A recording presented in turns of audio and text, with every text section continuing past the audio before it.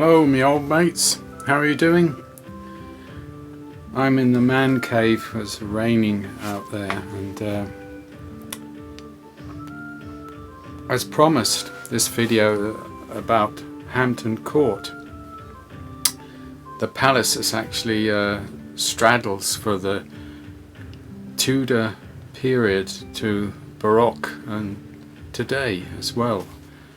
A very old palace, and in that respect I start with a medieval hoodie. You know, I've got a collection of hoodies now for all the time zones, so you'll see.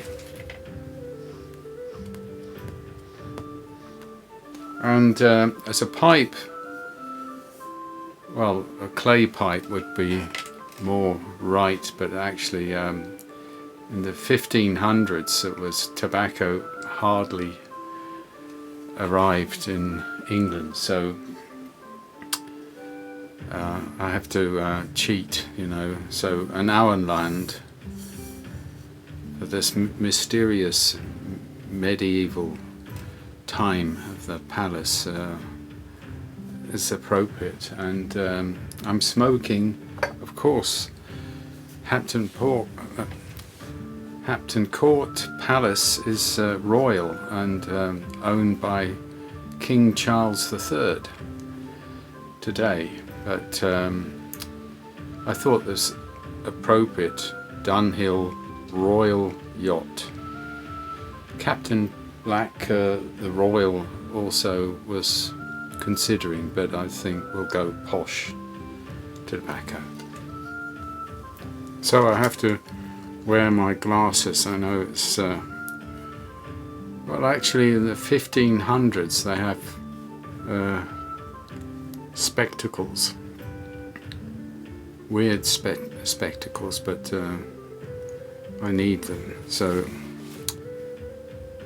I made a clip about our visit in London, and some of the history is there as well, but just the basics, you know. This video is just a taster for Hampton Court. If you go to London for a week or two, or Britain, a few days in London, it's worth visiting Hampton Court if you're interested about old castles and the British history. So actually it's on the Thames in Richmond, about 35 minutes a taxi drive from central London, but there's a station very close, 5 minutes away, and most people arrive with a train, so it's not difficult to actually visit there.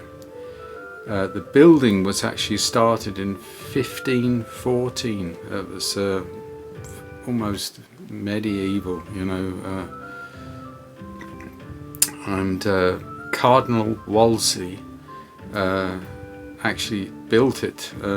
He got in a bit of trouble with Henry VIII, and of course he, as a gift to save his life, because Henry was very handy with the chop of your head, you know all that story.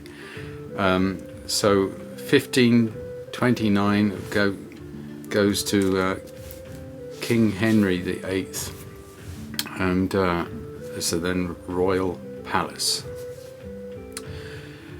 But that palace actually saw a lot of queens and kings in the history of Britain, over, let's say, 300 years or a little bit more. Elizabeth I, the daughter of Henry VIII, also reside there, and James I and Charles I, and William III around 1690 was an important resident of the palace as a king. He changed a number of things.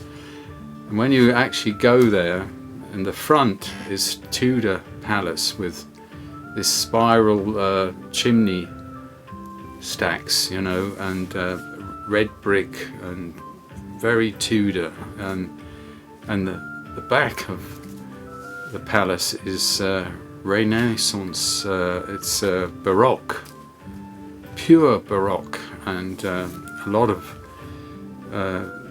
credit goes to William III and his Queen Mary II, and they did a great job. If you like Baroque like me, so my tamper today is Giuliano Spedati, known before as the Jack the Piper, and he made these wonderful bronze tampers with jeweller's bronze. It was actually when you polish them, it looks like gold, really.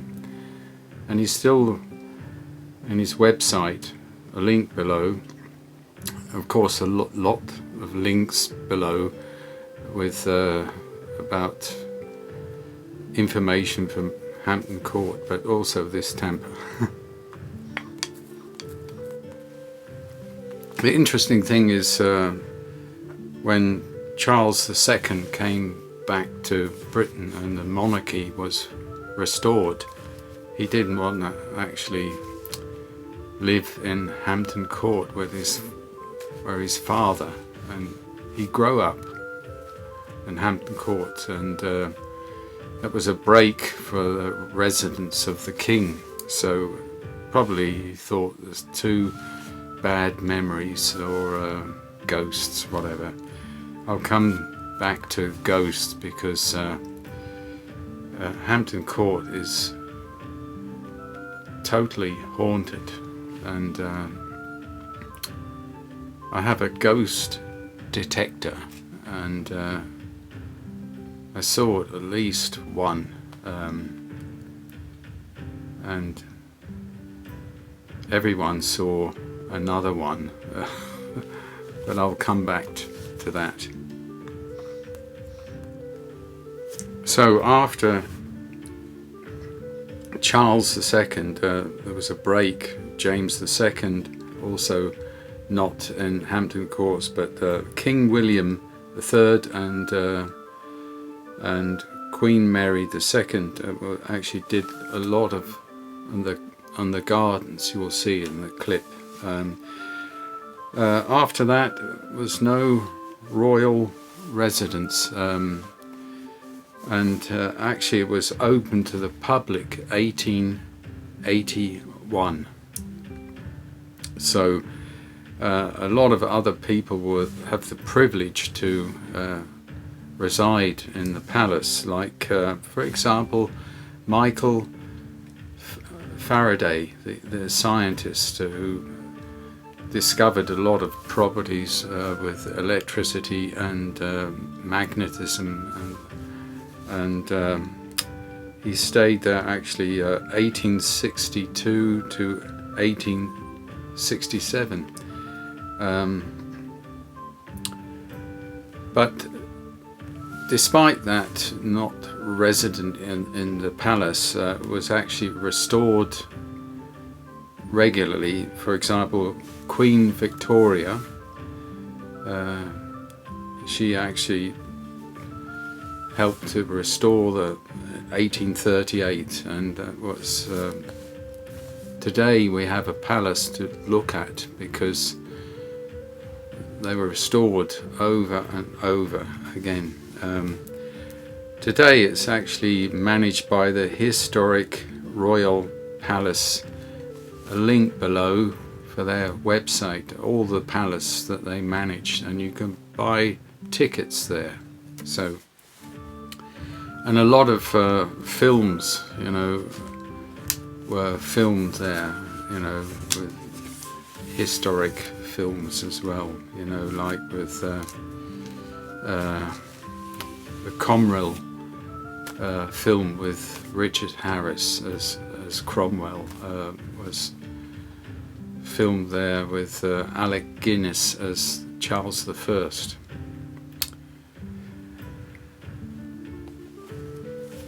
So anyway, that's just a few points, and here's the clip.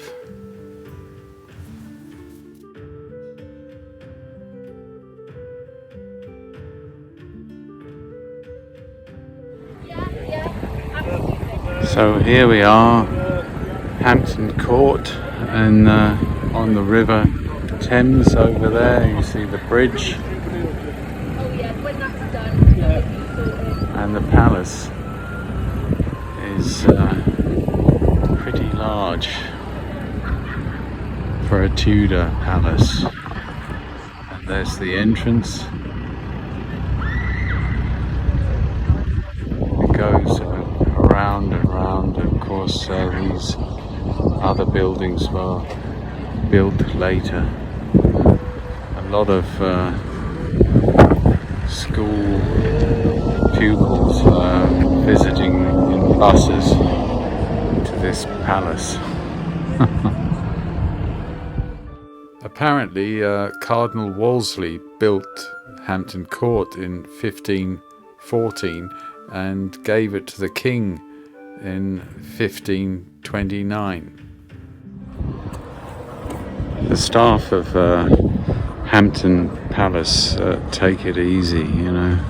This is actually an old wooden carving, and this was a fountain in the old days. Make good and cheery who wishes, you know. It's all in your own hands. And this guy over here, you know, he's had a bad day.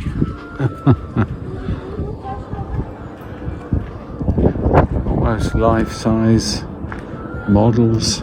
They're a bit shorter than us today.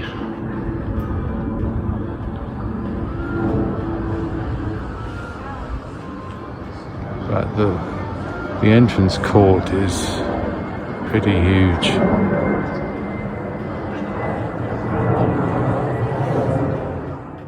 And here's another carving of a figure on the fountain. So after that we went to the outside the gardens, and the kitchen garden was full of herbs and flowers, very pretty, and interesting wicker man figures like this, quite entertaining. It's to be spectacular jousting out the side in the tilt yard. You see very clearly that the gardens and the facade here is Georgian, absolutely.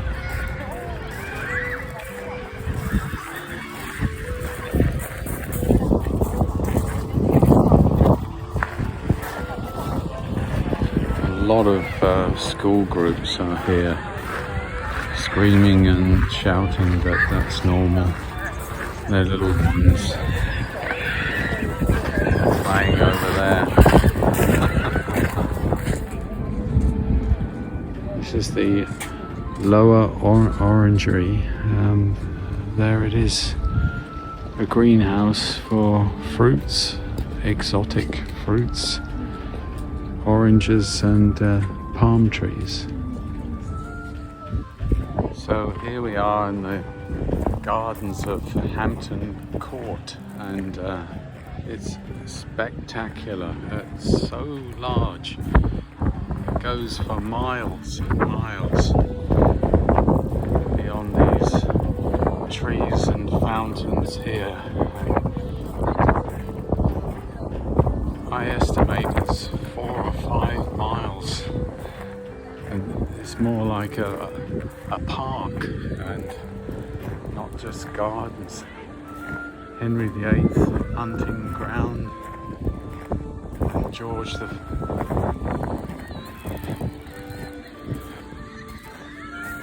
the First and George the Second.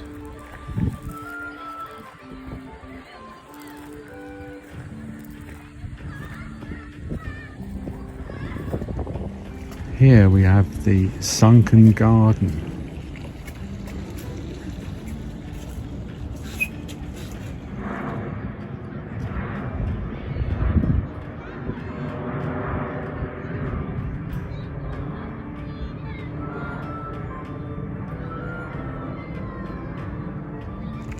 So, for anyone who's a gardener, look at this.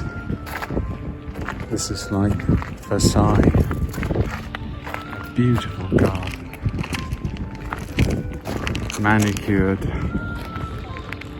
for the Privy Garden. William III, a legacy from him.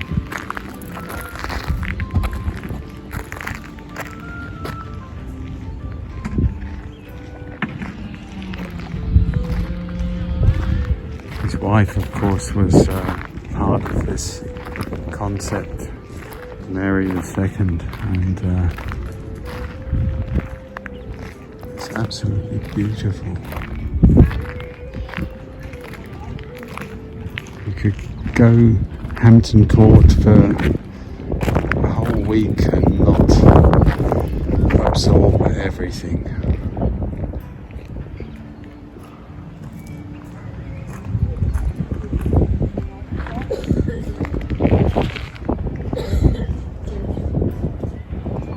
And there you have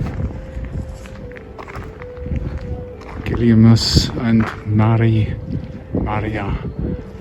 in Latin, you know, William and Mary. A secret view in the orchard. As it was coronation year, look at the flowers. I'm always a fan of stained glass in churches, and look at this, it's just beautiful.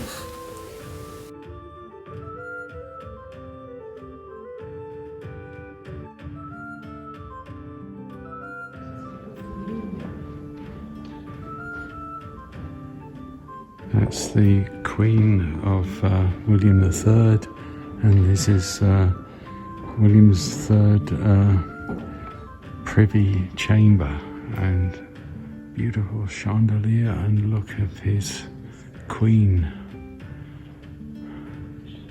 Beautiful. And of course it was a throne room as well. So we are in the armoury of William III, and it's spectacular, like in Turin. But the armouries and muskets and pistols and daggers are all up there. Incredible. Incredible. Must be several thousand of those objects.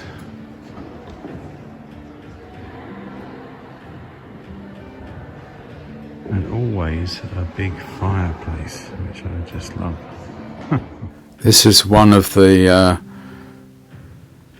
great halls in Hampton Court Palace, and look at the stained windows and the structure of the ceiling and tapestries as well.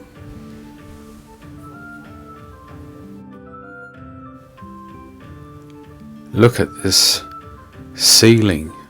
Must take 5 years or 10 years to paint the ceiling and all the walls as well. So here's Henry VIII again, and Jane Seymour, his queen of that time, and on the left Edward, his only legitimate son, who died actually the age of 15.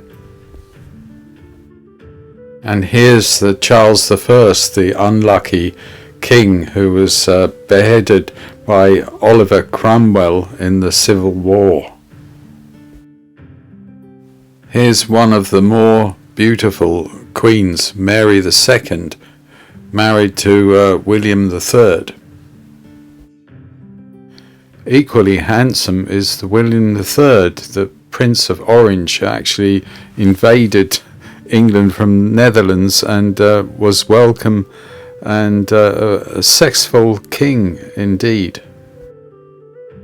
Hampton Court changed over centuries with different kings and queens, and here you see it in the 18th century, quite different, surrounded by fields, and today is quite different.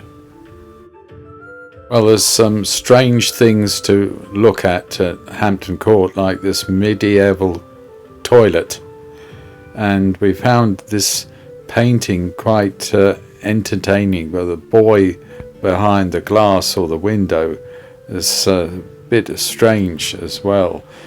And we found a secret door, a lonely door, and we thought there was maybe a ghost story behind that. You may have noticed I changed,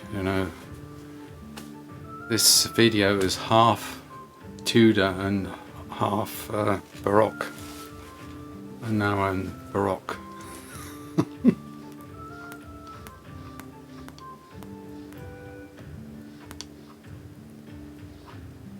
So I mentioned ghosts, didn't I? If you have an iPhone, there's an app for a ghost detector, like a radar. In the cellar there's no ghosts at the moment, but actually it claims disturbance of the microwave signals from an iPhone, whereas works, they could detect the presence of some disturbance like a ghost, and I used it in different rooms, but of course if you're sensitive to ghosts you actually feel where it's actually something different. And a lot of rooms in Hampton Court, I talked actually the attendants, they're very knowledgeable about the paintings and things like that. The attendants are very knowledgeable and very helpful, and some of them admit they actually saw or feel some ghost. Here's a summary what you actually could expect. Hampton Court. The ghosts is about 7 or 8 here. Anne Boleyn, of course, the wives of Henry, who were either died or most of them lost their head. Anne Boleyn saw without a head. And one room, I'm sure she was there, but she didn't want to start a conversation. So Jane Seymour, another wife, she died after birth. The only son of Henry VIII, Prince Edward, who died actually at the age of 50 for a disease. James Seymour was actually saw in the silver stairs, this one. Catherine Howard, she was beheaded as well. She's the screaming ghost, and her last pleas of before beheaded, she repeats that over and over again, and there's some rooms that are darker feeling and other ones where it's almost happy, depends. Another ghost, the Grey Lady, Lady in Grey, and Sybil Penn. She was related to the Penn family who went to America, Pennsylvania, and her tomb was actually in the chapel was actually disturbed for repairs, and in 1829, and since then she is seen in the chapel and the Great Hall as well. Elizabeth I, residence of Hampton Court, of course, she is also seen in the palace and various rooms and different ages. That's very interesting. The most recent ghost was actually after fire in 1986.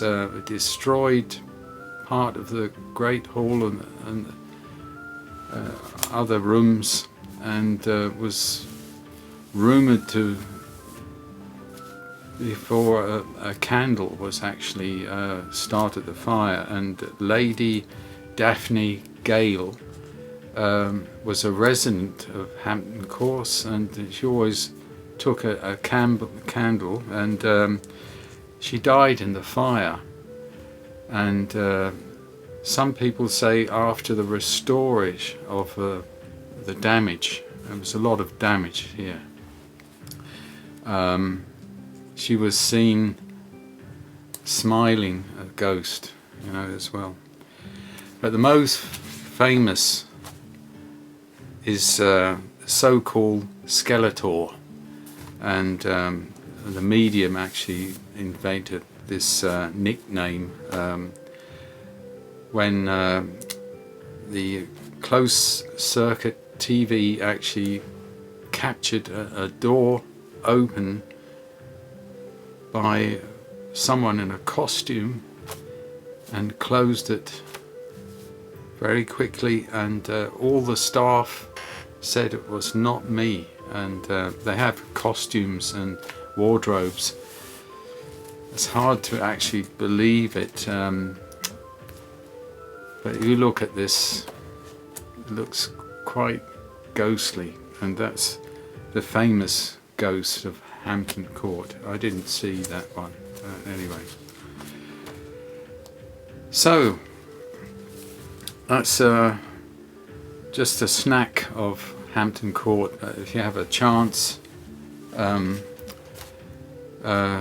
do visit it, or there's a couple of videos I've linked below with actually much more information, like documentary, so it's just to fire up your interest in Hampton Court. So, my old mates, have a lovely end of November. Actually, in a week or so it'll be December, and that's like Christmas time. Look after yourselves. I'll see you a bit later with something else.